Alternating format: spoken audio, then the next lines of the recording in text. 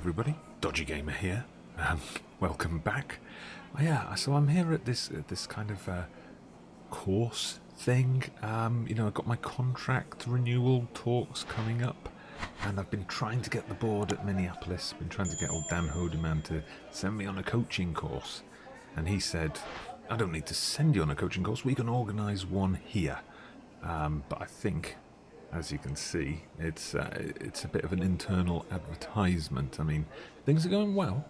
So, and other clubs have started showing interest in me. So I think, based on that, they're trying to sell the club to me again. I mean, I'm not planning to go anywhere, but okay. Today we're going to catch up on the rest of season 3. So we've got some big news. Some good news and some bad news.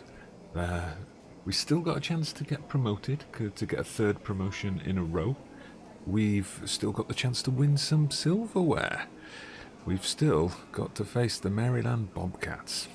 Anyway, let's get into it, and I'll just finish off listening to why Minneapolis City is the coolest team in Minnesota.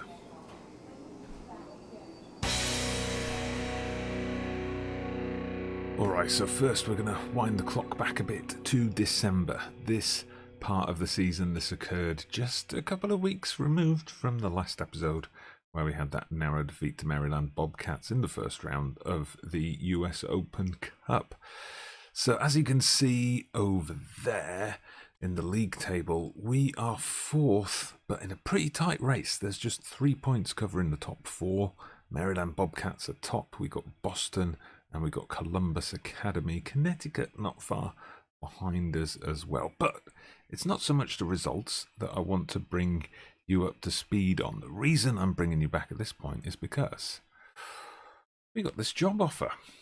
So, not a job offer, an interview offer, I should clarify, from the Hartford board.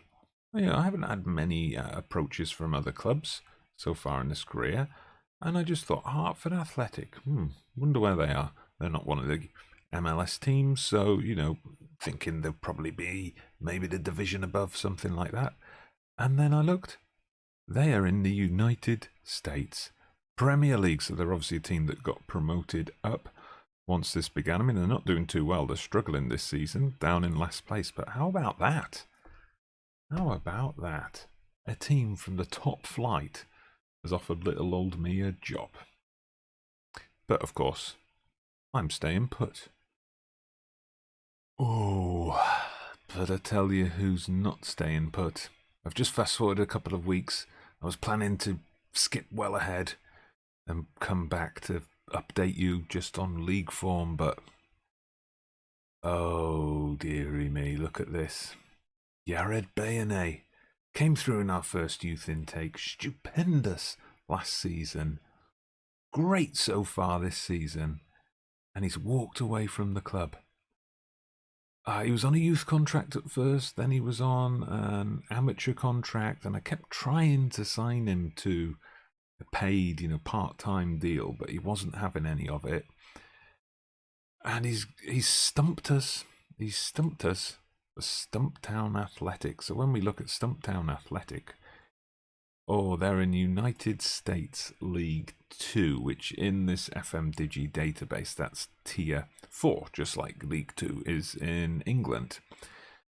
But yeah, he's gone off to join a team that are in the promotion hunt, in the playoff hunt there, along with a lot of the academy sides of some of the bigger teams. But yeah, he's jumped up. We're down in the 7th tier, so he's jumped up 3 tiers. Oh, and he's left us in tears. Beyene, my son, we'll miss you. Right, well, now we have fast-forwarded a couple of months, and it's time to see if we've got a Beyene replacement. It's Youth Intake Day, one of the most anticipated days of the year in any Football Manager season. Well, Jeremiah Johnson, Head of Youth Development, he has, for the 3rd year in a row, said, don't say it out too loud, but I think this is a golden generation. We'll wait and see on that. I mean, obviously, Beyene and Ryan Andrews coming through in that first intake. They were very good. None of the guys from last year have turned into first team players yet. You know, some of them maybe give them a season or two, and they could do. So yeah, we'll have a look at what we've got here. So I haven't really had a look at these yet. So so let's come in. The one that's the top prospect, Jose Luis Mendez. Whoa, look at that tash. Anyway, attacking midfielder. We don't actually play that in our formation with our 4-3-3 with a defensive midfielder, but you know, okay, maybe we can get him up to speed as a central midfielder. Looking at the starting stats though, nothing jumps out really. I mean, good technique to start with, work rate and leadership. Yeah, natural fitness is all right, but determination 8. Those technical skills, passing, dribbling, are not so hot. Light-hearted personality. I'm not sure our Freddie Mercury lookalike is what we're looking for. Okay, he also says he's influenced the personalities of Scott Spencer and Eduardo Herrera. Let's have a look at Eduardo Herrera. Ooh, now this looks much more promising to me. I mean, we've also got super high determination. He's a perfectionist. All right. Natural fitness of 16. Bit slow on the pace and acceleration. For a fullback, you know, if you want him bombing forward, but I think there's something to work with here. I mean, obviously the technical stats are going to need work, but the mental stats, I'd say, decent. We can work with that, especially considering the level we're at. Physical stats, it's just that speed we need to work on, but not bad. Oh, whoa, the moustache again. What are you feeding these guys down in the youth academy? Anyway, he's a goalkeeper. All right, let's have a look. He's fairly professional, decent determination. Okay, not eccentric despite his facial hair. Looks like, yeah, decent beginnings for a young goalie. Oh, but look that. No, I wasn't expecting that. Felix Haddad, all the way from Andorra. Wow, that must be because of, you know, my Andorran connections from FM20. Wow, we've got an Andorran striker. Fantastic, finishing of 10. Not bad. Low determination personality, as reflected in his determination stat, but he's got a bit of flair. Off the ball and work rate are up there. Natural fitness is super high. And he's Andorran. Yeah, I'm keeping this one. And before we skip ahead again, just keep you up to date on what's happening in the league and the Vase, the good old Vase. So obviously that's where we had our last episode, that defeat to Maryland. Now we would play them a couple of weeks later in the league. Left it late. Marcelo Santiago with an injury time penalty to get us a point. We also got a win in there over Colorado. We beat PDX in the cup. We lost to Boston, who were one of our promotion rivals, so that was a bit disappointing. But since then, I mean, since that defeat to Boston, through December, through the new year, look at these results. December, great month, only conceded 1 goal, had a draw with Conneticut, who again are one of those teams chasing promotion. So obviously those top level teams in the division are causing us a few problems, but we won elsewhere. Perfect January. Marcelo Santiago on the score sheet in every single game. Look at that, 6 goals in those 3 games, and he ended up with 2. Yes, he scored 2 goals a game every game in the month of January. Absolutely fantastic stuff, and we kept that winning streak going. We won again in the Vase. We beat Oakwood and Texas. It was when we came up against Columbus, who, would you believe it, are one of the promotion contenders, that we dropped points for the first time in ages. That was disappointing too, because they were just ahead of us at the time, 2 points ahead of us. Had we won, we would have leapfrogged them into second place. But then we got back to winning ways against the Southern California Seahorses. Love that name. We then went to Kendall. Bit disappointing. We had to come from 2 goals down. Kendall are struggling against relegation. We had to come from 2 goals down. Marcelo Santiago saving the day again to get us a point, and I couldn't even find any mint cake. And then we took on North Carolina Fusion, beat them 1-0 thanks to a Will Kidd goal. We've now got Charlotte twice, but different Charlottes. We've got the Charlotte FC Academy in the Vase quarterfinal, and then we've got the Charlotte Soccer Academy, completely different team apparently, in the league. And if you have a look at our running in the league, you'll see we're going to be playing Maryland Bobcats again towards the end of the season. We're going to be playing Boston Bolts in the very last day. And if I show you the table, you'll see why that's important. Now, we've already secured that top 8 spot, so we'll definitely be in the promotion playoffs, at least at the end of the season. Maryland Bobcats, they've pulled away a bit. I think it's going to be difficult to overhaul them. They are marching their way towards that title. But Columbus Academy, they've got a 4-point gap on us now. Okay. But, you know, we've got a 7-point gap on Boston, so we've got to try and keep in touch with Columbus Academy. So let's skip forward towards the end of the season and see if that's what we managed to do. No, it's not what we managed at all, is it? So Maryland Bobcats, as I predicted, they won the title, steamrolled their way to it, 112 points, but Columbus Academy ended up second with 103. We were a distant third in the end, 9 points back on 94. I mean, 94 points is a pretty damn good total. Oh, and then we ended up 3 clear of Conneticut, actually going into the final day. Well, I'll show you the league results now, but now you can see here we kind of lost our way a bit. I mean, we made it through that Vase quarter-final against Charlotte FC Academy. It took penalties to do it, but we got through. We then beat Charlotte, but then we lost to this team, Academy Brandenton. Not one of the better teams. They were struggling, but a disappointing defeat at home. We bounced back with a couple of wins against PD Academy and Empire United, but then we lost to Cal. I don't know why we lost that game, but we should have won, but we didn't.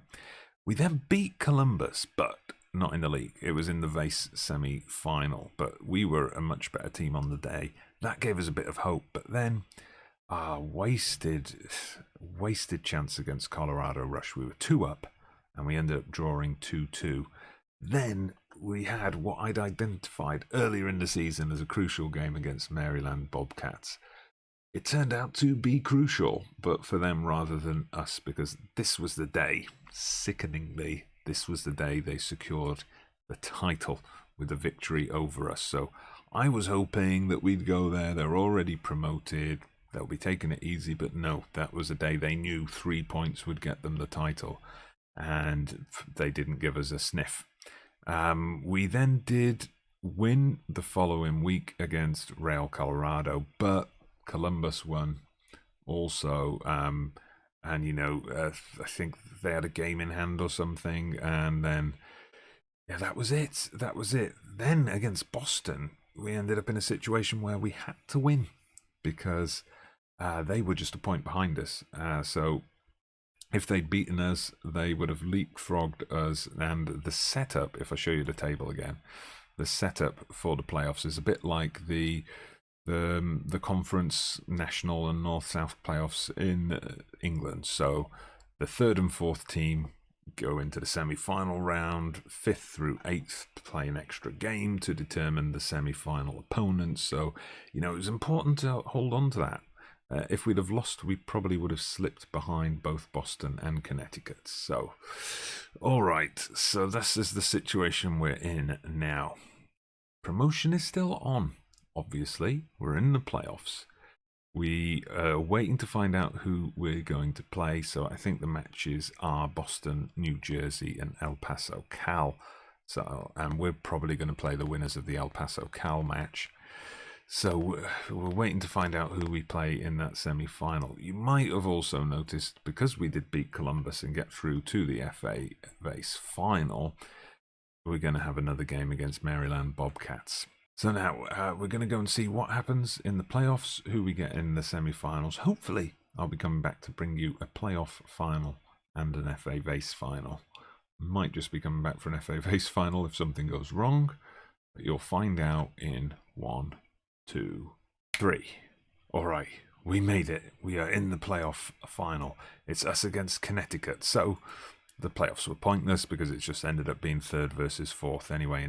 And if everything goes according to plan, it will end up being the top three of the league that get promoted. So it's a one-off game against Conneticut. And then we've got our Vase, or Vase, I can't even say it properly now, our Vase final against Maryland Bobcats. Remember, we are undefeated in my entire tenure at Minneapolis City in this competition. We won it in my first season. Last season we were knocked out in the semi-final on penalties, so technically we're unbeaten in that base. Hopefully we're going to stay that way. Alright, so this is our lineup for the big game now. Bit of a change in goal. Haven't discussed this with you yet. One of our youth players, Evan Brown, is now, he's come in as first choice keeper. He's only 17. But, you know, he's come into the team and he's done pretty well. I mean, he's still got work to do. He is only 17. I don't like the fact that he's only got a first touch of 1, which, you know, dealing with those back passes could be a problem. But eccentricity is not too high. Flair is low, so he's not going to try too much stupid stuff, I hope. But yeah, you can see his progress over the course of the year. He's done really well. Yeah, Matt Elder. Now this is one of those awkward situations where this, of course, is one of the real players. I added him into the game. I know he's the first choice keeper at the moment in real life for Minneapolis City, but as soon as I gave Brown a run in the side, he started complaining to me about, you know, why have you dropped me? And I was, you know, tried to explain, I'm just giving Brown a run in the team, but he wasn't having any of it. And then his training ratings started dropping, and I was getting feedback from the coaching staff that he's not putting the effort in training. So, you know, if the real Matt Elder is watching, tell your virtual self to sort himself out. So at the back, we've got Bar and Kent. That's normal. Then we've got another new face, Castaneda. So he's 18. He came through a couple of seasons ago. I think came through together with Beyene and Andrews. He's been developing fairly well. We brought him on as a substitute, used him as a rotation option. Jack Barry is the guy who'd normally be there, but he, unfortunately, is suspended for this game. Well done, Jack. Then we've got Tony Healy in at right back. Again, I think he came through. He's one from, is he from last season or the season before? But yeah, he's come in because our regular right back, Charlie Adams, now he is on the bench, but he's just recovered from a knee injury that kept him out for 2 months. So, you know, he's not match fit. So we're going to keep him on the bench, and hopefully, you know, if we need an experienced add-on late in the game, we'll bring him on. So Ian Smith, Ruiz Plaza there in the midfield. Ryan Andrews now. He has been a sensation this season. Look at his star ratings. So he's kind of picked up the slack. Once Beyene had left, he has come in and, you know, made that first team midfield slot his own. The only thing is, you'll see he's also on an amateur contract. I've tried to sign him to semi-pro, but he's not interested at the moment. We'll try again after we've hopefully won promotion. But you can see there's a couple of teams sniffing in to try and steal him away from us for free. Justin Oliver on the right, Will Kidd on the left, and Marcelo Santiago up front. This guy's been phenomenal this season. 19 years old now. He's just signed a new contract with us. $100 a week we're paying him. And this is why.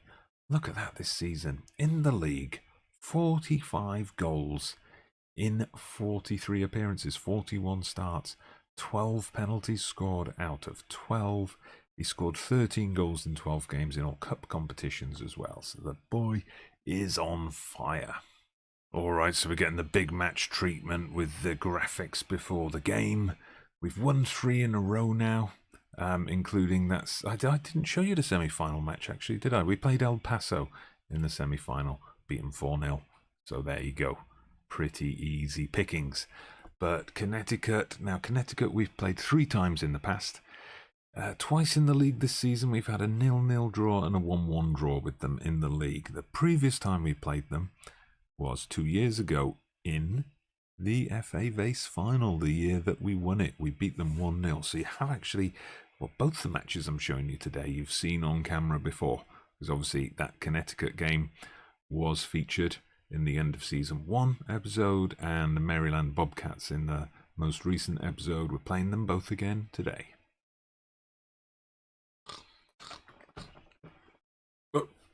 What? Is it half time already? Yeah, what's the score? Oh, 0-0. Okay then. Guess they didn't miss much. I mean, it looks like we were pretty much outplayed. No highlights, obviously, but all the chances fall in the way of Conneticut. What am I talking about? Look at that. We've had one shot, one on target, and it was a 0.08 on the XG. Right, so we're definitely going in with a demand more shout. Santiago, he's not performing. Oliver having a really bad game. He's dropped down to a 6.1. We're going to have to look into taking some of these guys off. Bar on a 6.3. And that's one of the problems we're facing at the moment with the policy of, not delving into the transfer market so much, relying on our youth players coming up and the players we already had. There's a little bit of a lack of depth, so you see, and also only 5 substitutes in this particular division, so I've got no right winger that I can bring on to get rid of Oliver. Right, Toby Healy's been having a not great, not terrible game on a 6.5, but we'll bring on the experienced head of Charlie Adams, and we'll just try switching things up with Justin Oliver. We've changed him to a winger, Will Kidd to an inside forward, just to bamboozle their defence a little bit. We still haven't had a highlight, really, properly. Right, here we go. It's Conneticut now. Oh, that was cleared off the line by Adams. A good thing we brought him on, really, isn't it? And here comes Justin Oliver on the break. Can he find Santiago? Yes, he does. Santiago gets hacked down. That's a red, surely. Oh, it is. It is. It's a straight red. Referee had no other choice. Suddenly, the complexion of this game has changed. Or has it? Here come Conneticut, and they've got a penalty. Great. So just as we get an advantage, we give them an advantage. There's no need to do that, boys. You don't have to be fair, but oh, we smacked it on the post. Oh, we got away with that. Oh, and here we go. Andrews with a free kick in a dangerous position. Goes to the far post. Oh, well, what happened there? Castaneda thundered head against the crossbar, and Santiago with the tap-in hit the post. Oh my God. Just a few minutes of normal time left, plus whatever stoppages are catered for. Are both teams missing big chances? Then with the penalty, us with Santiago missing, pretty much missing an open goal. Looks like it's extra time. Right, so change in formation in extra time. So I've taken off Ian Smith, who was having a shocker. He was on a 6.2, and we brought on Swales. So Swales takes the central midfield role, which was changed to attacking, and Andrews we've pushed up into, I'm not going to have him as a shadow striker, actually. We're going to have him as an advanced playmaker on attack. Ruiz Plaza, I think, will make a deep line playmaker on support. That's more of his natural position. We're just going to up that to positive as well. Right, so 30 minutes to play. Let's see if we can finally take advantage of being a man up and turn this. We've been a bit lucky. We've rode our luck to get this far. Let's see if we can turn it into a memorable victory. All right, here we go. Andrews picking the ball up. Bar with a long one over the top to Santiago. Ooh, that was close. We've seen him score those kind of goals so many times this season. Okay, so Conneticut going first. Salinas up against Brown. What's he going to do here? He scores. That was picked his spot. Castaneda now centre back, but he's got a decent penalty taking stat, and you see why. You see why. Goalkeeper guessed right, but couldn't get it in. Bennett now for Conneticut, and sent the keeper the wrong way. Oh, we've got Hutton now. Hutton was looking nervous before the penalty shootout. I went with, just relax, pick your spot. He did it. He listened, and you see that clap in there. He was happy with himself. Margarito. Oh, I thought that was going to sail wide, but that was a well-placed penalty. Swales, I'm not sure about this guy. Not a first-team regular, and he hit it straight at the keeper. Griffiths now. Hopefully he misses. Come on, Brown, you can do it. Oh, he nearly got that one. Oh, pressure's on now. We really need to score this penalty kick. Yeah, it would be over. Would be over, wouldn't it, if we miss? So Andrews, come on. Young prodigy. Andrews all the way from Trinidad. He scores, but now we've got to save this. Evan Brown has to save this penalty. Or it's another season in the National League Division 2. I mean, you know, 3 promotions in a row would be a lot to ask. It's not going to happen. Not going to happen. Oh, that's disappointing. I mean, we played poorly for the first hour. They had a guy sent off. We failed to capitalise. Santiago with the miss of the century. But the season's not quite over, is it? One last shot at silverware. But before we get there, congratulations, Marcelo Santiago. His 45 goals in 44 games, making him the top scorer in the entire division. So give him a handshake and a congratulations. He's just signed a new contract. I've signed a new contract as well, by the way. $800 a week. Pretty good if you ask me. Right, so we've still got Jack Barry suspended for this. Charlie Adams is now also suspended. Ruiz Plaza is completely drained. You'll see a few of the players are on poor conditioning. So, you know, Andrews, for example. Ruiz Plaza then is rested. Everyone else, though, is going to play through it. Let's see. It could be, you know, double disappointment to end the season. It could be an unexpected surprise. So back again at the AT&T Stadium, where of course we came before for the FA Vase final. I think in my Postcards from China series we came here as well for our opening games in the group stage of the World Cup. But, you know, so we've had results here before. We won the FA Vase here. We got that draw for China against Mali. Let's see if we can pull something off today. First chance goes the way of the Bobcats, though. Right, the chance to build from the back here. Of course, we're wearing the lucky, you know, away kit today, so hopefully that's gonna bring us a victory, I say. And then we lose the ball, of course.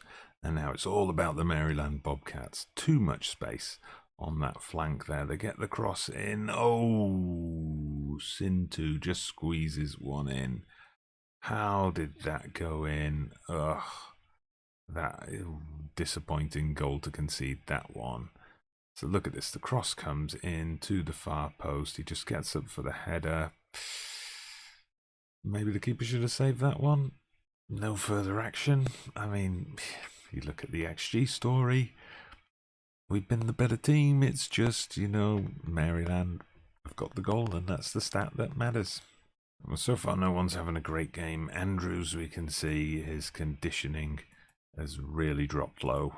Yeah, so you see here we've got Will Kidd, Justin Oliver, Ryan Andrews, all pretty tired out and struggling. So I say we bring on Nick Hutton. We'll bring on him as one of the more experienced members of the team. Bring him on for Will Kidd. Thing is, Andrews is, you know, along with Santiago, one of our best players on the pitch. And if we take him off, I mean, we can bring on Mitch Munoz, who's got 2 grey stars, useful for the youth team. It's not exactly great, is it? Well, we can put Munoz as the anchor man. He's a bit better there, I suppose. Or maybe even make him a defensive midfielder on defend. At least he's got a yellow star for that. We've got faith in you boys. Get out there. Let's see. They've got half an hour to make a difference if they're going to make one at all. And oh no, Maryland Bobcats. Oh, I thought that was just going to be the highlight that plays, you know, after the substitution with no consequence. But yeah, it wasn't. Fuentes played the through ball. Jukanovic. No. And finally, our unbeaten run in the FA Vase comes to an end. 3 seasons it lasted. And now we've got to watch someone else lift the cup. What a disappointing season, certainly episode-wise. I mean, don't get me wrong, I don't think the episodes were disappointing in terms of results in the episodes. We lost to Maryland Bobcats last week in the first round of the US Open Cup. We missed out on promotion in the playoff final today, and then we couldn't win the FA Vase. So, a little bit disappointing in that sense, but, you know, you can't win it all, so that run in the FA Vase, as we said, comes to an end. That run of promotions comes to an end. We couldn't get a third consecutive promotion, unfortunately.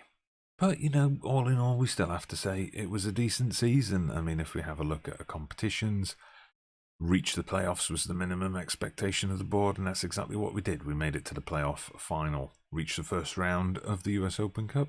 That's exactly what we did. Reached the 6th round of the Vase. Well, we went all the way to the final. Santiago is on fire. Beyene, unfortunately, we lost along the way, but, you know, I think we'll rebuild a bit next season. You know, there's still hope. I think I need to thin the squad out a bit. So some of these real players who started this journey with us, but they're struggling with stepping up to further divisions, we might, you know, have to let some of them go. They're coming to the end of their contracts.